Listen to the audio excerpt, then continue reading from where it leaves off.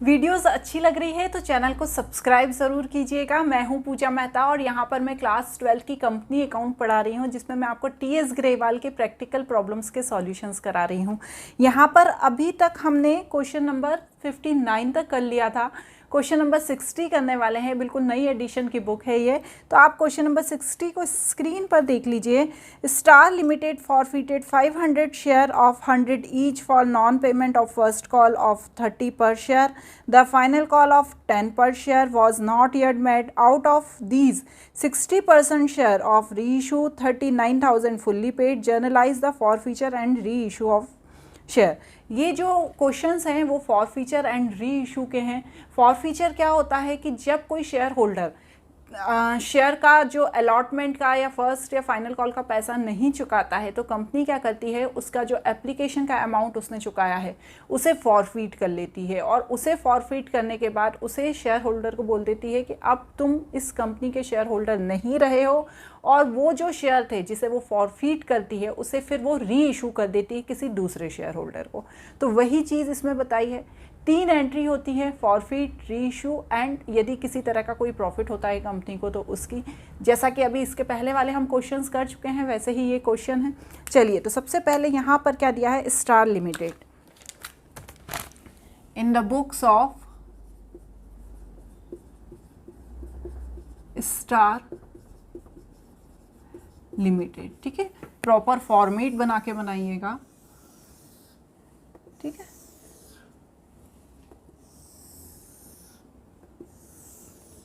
अब क्या होगी, सबसे पहले एंट्री क्या होती है ये तो आपको पता ही है, पर्टिकुलर्स, अमाउंट, क्लियर। सबसे पहले क्या एंट्री होगी, यहाँ पर सीधा फॉरफीट का बोला है तो हम फॉरफीट की सबसे पहले एंट्री क्या करते हैं, सबसे पहले एंट्री होगी शेयर कैपिटल अकाउंट डेबिट। ठीक है, कितने फॉरफिट किए गए हैं, 500 शेयर फॉरफिट किए गए हैं। अब यहाँ पर प्राइस कितना दिया है, 100 ईच के हिसाब से दिया है। क्यों उसने फॉरफिट कर लिए, क्योंकि जो शेयर होल्डर था उसने फर्स्ट कॉल का 30 रुपये नहीं चुकाया, इसलिए उसके शेयर फॉरफिट कर लिए गए। और जो फाइनल कॉल था कितना, 10 रुपीज़, वो अभी तक कंपनी ने मांगा ही नहीं था। ठीक है, मतलब क्या है, इस बात का क्या मतलब है, एप्लीकेशन और अलॉटमेंट का अमाउंट अभी हम देखते हैं। जो फर्स्ट कॉल है, फर्स्ट कॉल कितना था, 30, और जो फाइनल कॉल है वो कितना था, 10। ठीक है, मतलब क्या हुआ, 60 रुपीज़ क्या थे एप्लीकेशन और अलॉटमेंट के, और जो ये फाइनल कॉल ये अभी मांगा ही नहीं था, मांगा ही नहीं, मतलब कॉल्ड अप कितना है, कॉल्ड अप ओनली 90 रुपीज़ है।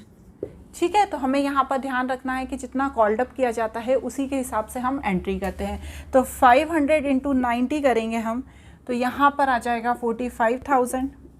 ठीक है, और पेमेंट किसका नहीं किया उसने, फर्स्ट कॉल का, तो to share first call account, तो कितना है फर्स्ट कॉल 30, तो 500 इंटू 30 करो तो कितना आ गया, 15,000 आ गया। और टू शेयर फॉरफिट, जब उसने पेमेंट ही नहीं किया फर्स्ट कॉल का, 15,000 का उसने पेमेंट नहीं किया, तो कंपनी को गुस्सा आ गया और उसने 60 रुपीज़ क्या कर लिए, उस शेयर होल्डर के फॉरफिट कर लिए। तो यहाँ पर 500 इंटू 60 करो तो आएगा हमारा 30,000। ठीक है, तो ये एंट्री क्या हो गई, बीइंग, नरेशन लिख देती हूँ, शेयर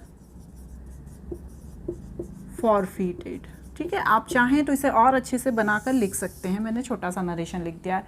अब सेकंड क्या होगा, इसके बाद वाली, अब जब कंपनी ने शेयर फॉरफिट कर लिए तो उसके बाद क्या किया, उसके बाद out of the 60% share were reissued, मतलब जो 500 शेयर फॉरफिट किए थे उसका 60%। ठीक है, तो मतलब 300 शेयर उसने क्या किए, री इशू कर दिए। तो जब उसने 300 शेयर री इशू कर दिए तो री इशू की क्या एंट्री होती है, बैंक अकाउंट डेबिट। कितने पे री इशू किए हैं, 300, सीधे डायरेक्ट अमाउंट दिया है। ठीक है, हमें किसी तरह का कोई इंटू करने की ज़रूरत नहीं है, डायरेक्ट दिया है कि कितने पे रीइशू, कितना अमाउंट मिला है, 39,000। जब डायरेक्ट अमाउंट दिया होता है तो डायरेक्ट हम अमाउंट को ही लिख लेते हैं। तो यहाँ पर हमने अमाउंट लिख दिया, और टू शेयर कैपिटल कितना था शेयर, 300 का शेयर का प्राइस कितना था 100, तो कितना हो गया 30,000। अब यहाँ पर कहानी पलट हो गई। क्या कहानी पलट हो गई कि जो री इशू किए थे तब हमें पैसा ज़्यादा मिल गया और हमारे पास पैसा कम था पहले, तो भैया 9,000 रुपये हमें ज़्यादा मिल गया, तो 9,000 रुपये कहाँ पर जाएंगे, 9,000 रुपये जाएंगे प्रीमियम में। तो टू सिक्योरिटी प्रीमियम अकाउंट, ठीक है। यदि यहाँ पर बैलेंस ज़्यादा होता और यहाँ पे कम होता तो कहाँ पे चले जाते, फॉरफिट अकाउंट में, और जो कहलाता डिस्काउंट, ठीक है। तो यहाँ पर 9,000 आ जाएंगे। ये किस चीज़ की एंट्री है, being re issue of share, ठीक है। अब हमें ये देखना है कि क्या कंपनी को गेन हुआ है, क्या कंपनी को कैपिटल रिजर्व में पैसा डालने की ज़रूरत है। तो हाँ बिल्कुल हुआ है, पूरा का पूरा कितना जो उसने 30,000 फॉरफिट कर लिया था, ठीक है, उसका हमें कैलकुलेशन करके देखना है कि उसको कितना गेन हुआ है। तो हम सबसे पहले तो क्या करेंगे, एंट्री कर लेंगे share forfeited account debit to capital reserve. अब इसके लिए हम कैसे कैलकुलेशन करते हैं, मैंने, यदि आपने मेरे प्रीवियस वीडियो देखे होंगे तो मैंने उसमें आपको समझाया था कि इसके लिए हम क्या करते हैं, एक फार्मूला लगाते हैं। इसे मैंने गलत लिख दिया, यहाँ 39,000 आएगा, यहाँ 30,000, यहाँ 9,000। तो क्या फार्मूला लगाते हैं हम, फॉरफिटेड शेयर मनी, ठीक है, मनी लिखेंगे, है ना, अमाउंट ऑफ फॉरफिटेड शेयर या फॉरफिटेड शेयर मनी इनटू री issue share divided by forfeited share या इशू ऑफ शेयर भी बोल सकते हैं, ठीक है ना। यहाँ पर फॉरफिटेड शेयर की मनी लिखते हैं, यहाँ पर री इशू शेयर लिखते हैं और यहाँ फॉरफिटेड शेयर लिखते हैं। तो फॉरफिटेड शेयर की मनी कितनी मिली है हमें, 30,000 लिख दिया। री इशू शेयर कितने किए हैं, 60%, मतलब कितने हो गए 300, और फॉरफिटेड कितने किए थे 500, देखिए लिखा है ना 500 शेयर। अब इसका कैलकुलेशन कीजिए, जब आप इसका कैलकुलेशन करेंगे तो 18,000 आएगा। यदि यहाँ पर शेयर फॉरफीचर आता, ठीक है, और यहाँ पर यदि कोई अमाउंट आता तो उस अमाउंट को हम डिस्काउंट मानते और 18,000 में उसे माइनस कर देते, पर यहाँ पर प्रीमियम आया है तो हमें इस तरह का कोई कैलकुलेशन नहीं करना है। इस 18,000 को हम कैपिटल रिजर्व में डाल देंगे, जो कंपनी के लिए गेन है, बीइंग गेन ऑन री इशू ऑफ शेयर, ठीक है, हमें गेन हुआ है, जिसे हमने क्या किस में डाल दिया है, कैपिटल रिजर्व में डाल दिया है। आप नोट कर लीजिए इस क्वेश्चन को। इसके बाद हम क्वेश्चन नंबर 61 देख लेते हैं। Super star limited make a issue of 10,000 equity share of 100 each payable as application and allotment 50 per share, on first call 25 per share, second and final call 25 per share. Member holding 400 share did not pay the second and final call and share are duly forfeited 200 which are reissue as fully paid up at the rate of 50 per share, pass necessary general entry in the books of company। देखिए बच्चों, मैंने आपको पहले भी बताया था कि यदि क्वेश्चन स्टार्ट होता है डायरेक्ट फॉरफीचर से, ठीक है, यदि क्वेश्चन डायरेक्ट फॉरफीचर से स्टार्ट हो रहा है तो हमें सिर्फ फॉरफीचर, री इशू की या कैपिटल रिजर्व की एंट्री करनी है, इन तीनों की एंट्री कर देनी है।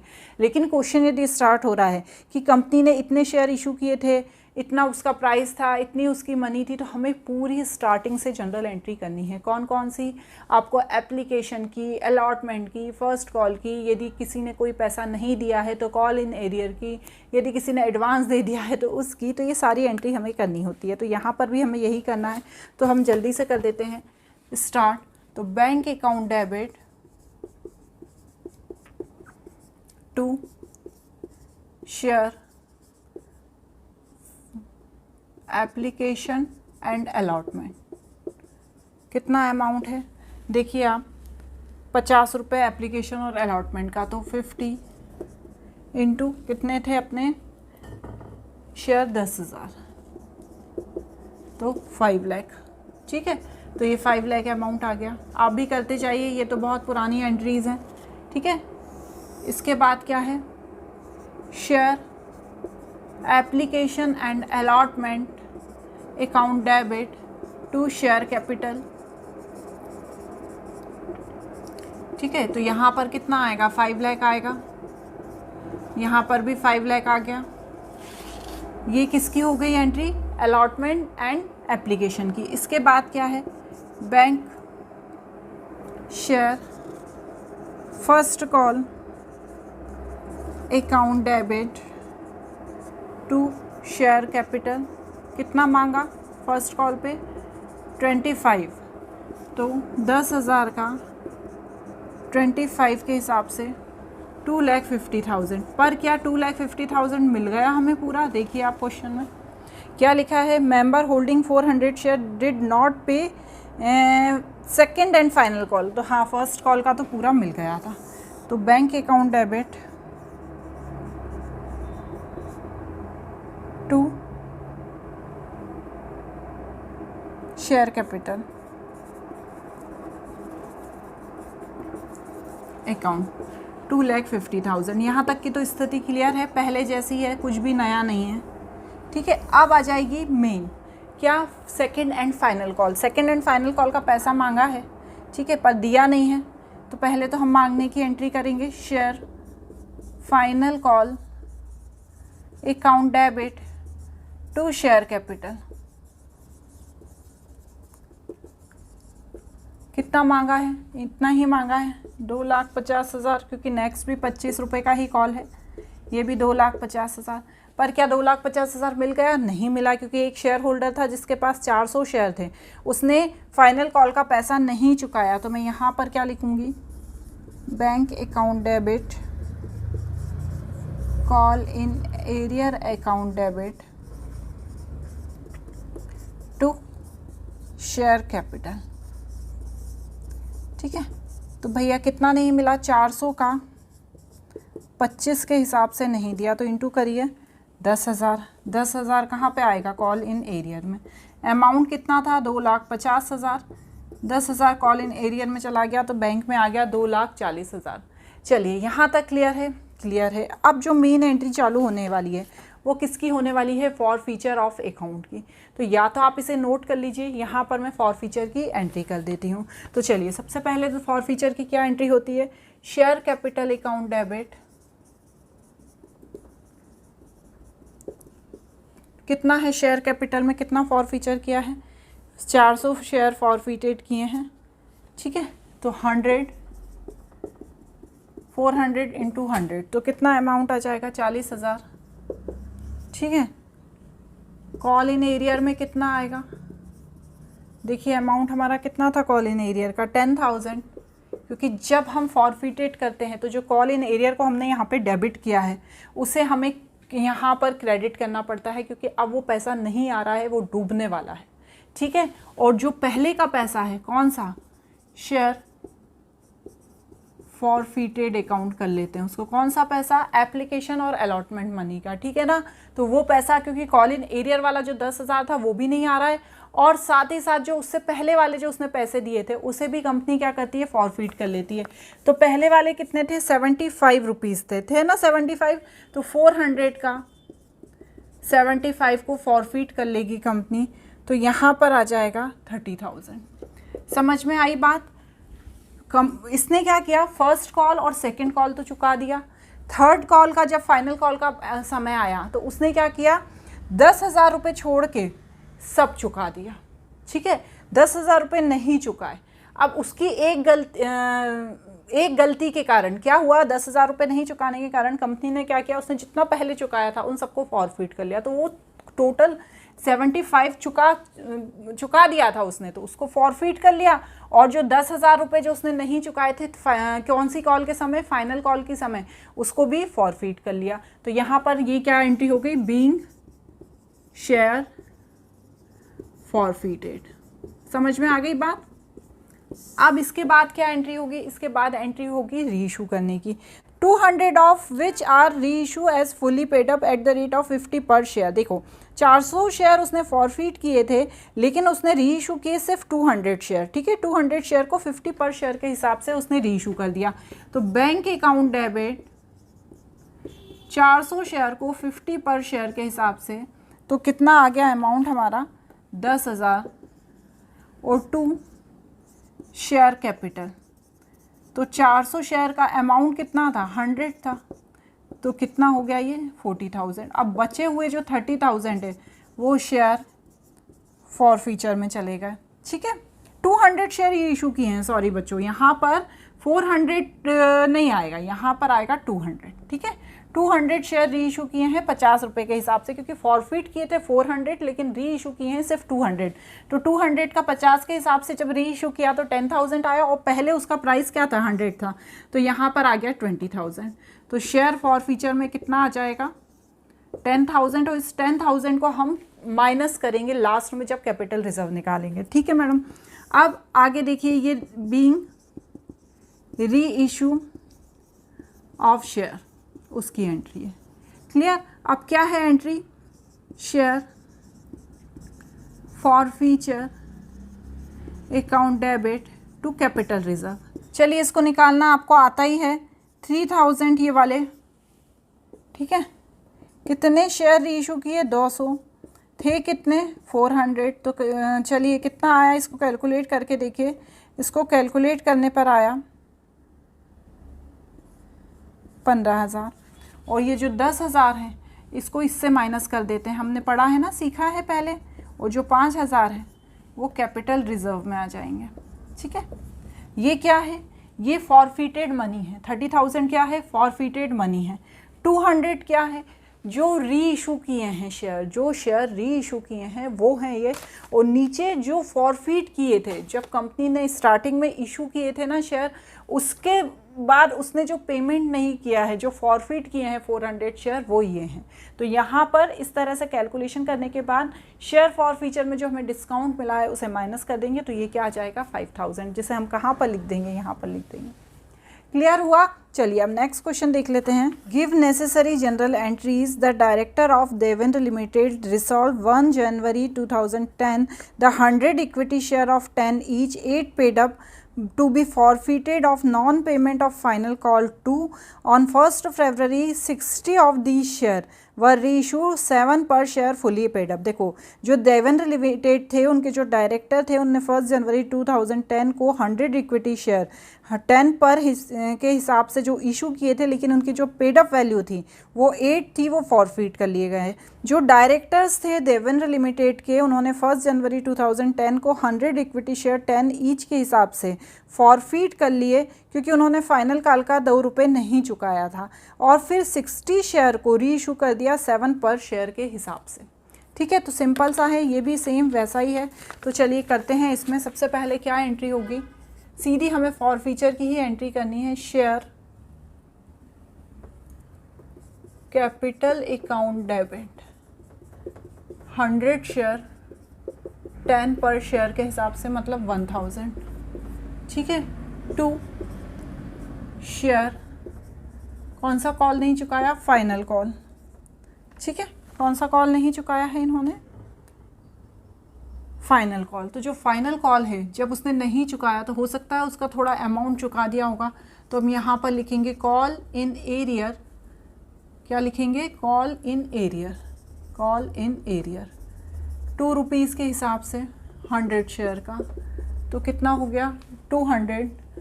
ये उसने पैसा नहीं चुकाया, इसलिए कंपनी का दिमाग ख़राब हो गया और कंपनी ने जो पहले का पैसा था उसे फॉरफिट कर लिया। 2 शेयर फॉर फ्यूचर अकाउंट, कितना फॉरफिट कर लिया 800, क्योंकि 8 रुपीज़ पेड अप था। क्लियर हो गया। ये किसकी एंट्री है, ये एंट्री है फॉर फ्यूचर करने की, किसको, शेयर को। ठीक है, अब नेक्स्ट एंट्री क्या होगी, री इशू करने की। तो बैंक अकाउंट डेबिट। ठीक है, अब कितने शेयर री इशू किए, उसमें से उसने क्या किया, 60 शेयर री इशू किए 7 पर शेयर के हिसाब से। तो 60 शेयर री इशू किए बैंक अकाउंट डेबिट का, तो यहाँ पर आ गया 420। और अमाउंट कितना था 60 शेयर का 10 पर शेयर के हिसाब से, 2 शेयर कैपिटल।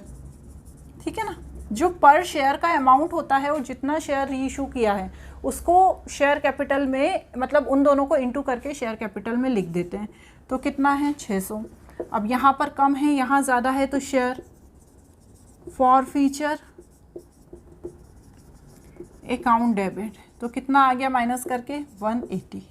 यहाँ तक क्लियर है? ये किसकी एंट्री है? ये री इशू करने की एंट्री है। अब हम क्या निकालेंगे? हम कैपिटल रिजर्व निकालेंगे। शेयर फॉर फ्यूचर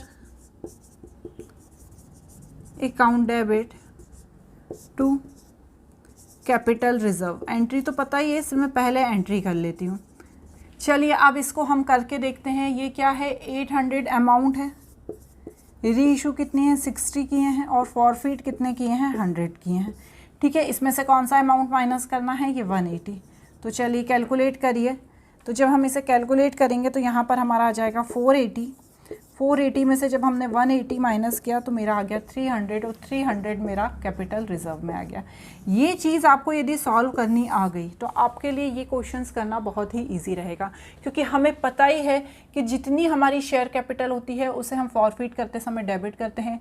जितना पैसा हमें कॉल इन मतलब नहीं मिला किसी कॉल्स पे, यदि कॉल इन एरियर है तो उन्हें 200 कर देते हैं। इसे हम ऐसे भी लिख सकते हैं, आप कंफ्यूज नहीं होइएगा। आप ये मत बोलिएगा कि मैडम आप कभी कॉल इन एरियर लिखती हैं, कभी शेयर फर्स्ट कॉल लिखती हैं। कुछ भी लिख सकते हैं, आपके स्कूल में जैसा बता रहे हैं वो वैसा लिख लीजिए। आप कॉल इन एरियर लिख लो या शेयर फाइनल कॉल लिख लो, क्योंकि फाइनल कॉल का ही पैसा नहीं दिया ना उसने। हाँ, 2 रुपये इसने फाइनल कॉल का ही पैसा नहीं दिया था, तो to equity share final call भी लिख सकते हो या कॉल इन एरियर भी लिख सकते हो। ठीक है, और फिर जो यदि उसने इतना पैसा नहीं दिया तो फिर क्या किया? कंपनी का दिमाग खराब हो गया, तो उसने जो जितना भी उसने पैसा पहले दिया था उसे सबको फॉरफिट कर लिया। तो बचा हुआ पैसा हम फॉरफिट कर लेते हैं। उसके बाद हम क्या करते हैं? री इशू करते हैं। तो जितने अमाउंट का और जितना पर शेयर के हिसाब से री इशू किया उसे बैंक अकाउंट में डेबिट कर देते हैं, और जितना प्राइस था शेयर का और जितना री इशू किया है उसे क्रेडिट कर देते हैं। यदि ऊपर वाला पोर्शन में कम अमाउंट आता है तो share forfeiture account debit करके लिखते हैं, लेकिन यदि ऊपर वाले पोर्शन में ज़्यादा आता है, नीचे कम रहता है, तो हम क्या करते हैं?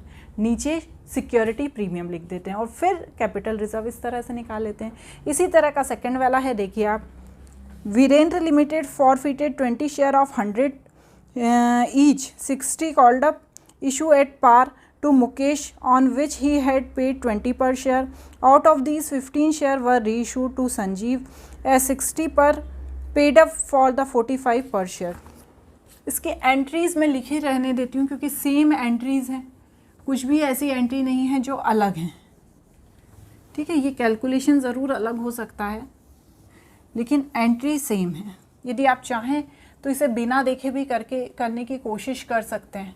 ठीक है, क्या कह रहा है क्वेश्चन कि जो वीरेन लिमिटेड था उसने 20 शेयर 100 ईच के हिसाब से इशू किए पार पर मुकेश को, जिसने सिर्फ 20 पर शेयर के हिसाब से ही पेमेंट किया। मतलब उसका जो पेमेंट था उसने सिर्फ 20 पर शेयर के हिसाब से किया। तो चलिए, तो शेयर कैपिटल में सबसे पहले कितना आएगा? सबसे पहले 60 कॉल्ड अप थी, 20 पर शेयर के हिसाब से यहाँ पर 1200 आ जाएगा। उसने जो पेमेंट किया है 20 पर शेयर का 20 रुपीज़ के हिसाब से ही किया है, तो जो पुराना उसने पेमेंट किया था उसको हम फॉरफिट कर लेंगे। तो यहाँ पर कॉल इन एरियर में आ जाएगा 800 रुपीज़। ठीक है ना, क्योंकि जो जितना भी पहले का था वो सब फॉरफीचर कर लिया गया। ये किसकी एंट्री हो गई? फॉरफीचर की एंट्री हो गई। अब हम क्या करेंगे? उसकी हम री इशू की एंट्री करेंगे। री इशू क्या बोला है उसने? 45 पर शेयर के हिसाब से किया है। तो यहाँ पर क्या करेंगे हम? कितने शेयर री इशू करे हैं? देखिए आप, उसने 15 शेयर री इशू किए हैं 45 के हिसाब से। आप 15 इंटू 45 कीजिए, 675 आ जाएगा। और कॉल्ड अप वैल्यू क्या है? 60 है ना। हमेशा जो कॉल्ड अप वैल्यू है उसी को ध्यान रखते हैं। ठीक है, मतलब अभी कॉल किए गए हैं सिर्फ 60, 40 अभी कॉल किए ही नहीं है कंपनी ने। ठीक है, तो यहाँ पर 60 इंटू 15 करके देखिए आप, तो 900 आएगा। अब ये ज़्यादा है ये कम है, तो कहाँ पे जाएगा? फॉर फ्यूचर अकाउंट में जाएगा। अब हमें जब कैपिटल रिजर्व निकालना है तो बहुत ही सिंपल है। 800 कितने शेयर री इशू किए हैं? री इशू किए हैं 15 शेयर, और कितने थे? 20 थे।